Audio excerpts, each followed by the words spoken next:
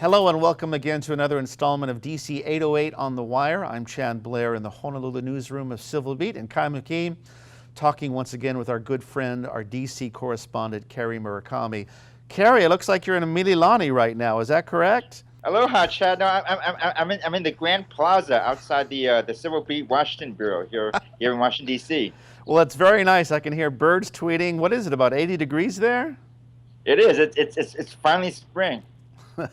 Well, let's get to business. Big week in Washington, the president announcing his budget. Tell us the reaction of the Hawaii delegation and what Hawaii stands to gain from the Obama budget proposal. It's a mammoth document, and they're still going through it. But the first blush, I mean, there's some good pieces of news for Hawaii. There's about $40 million more for defense contract spending next year than this year. So that's good news, especially at a time when they're trying to cut the defense budget. There's also like big changes coming for entitlements. The president is proposing to use a new method called a chain CPI. CPI, that stands for the Consumer Price Index, correct? It does, Chad. It's a different way of calculating like the cost of living increases, and it has the effect of lowering them over time.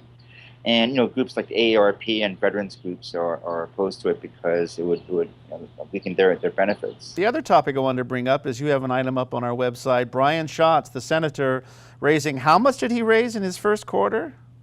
He raised $1.1 million, which is pretty impressive. That is amazing. There's an article in Roll Call today saying that Schatz basically is trying to ward off any primary challenger. Do you interpret it that way? Yeah, I think that's his hope. Colleen Hanabusa still hasn't decided whether she's going to run for that seat or if she's going to run for governor, and we'll see what happens with that. I can tell you that raising a lot of money in the first quarter doesn't necessarily mean that it's going to be a shoo-in for the race. Linda Lingle, a year ago, raised $1.8 million for her Senate race. As we know, she ended up losing to Mazie Hirono. They both ended up raising about $5 million or so for the Senate. So, Kery, keep us posted on what's going on in Washington. It looks great. I wish I was there with you now having a cold one.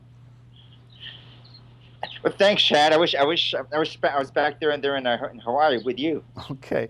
Take care, and we'll come back and see you next week. And for another installment of DC 808 on the Wire, I'm Chad Blair in Honolulu. Take care and aloha.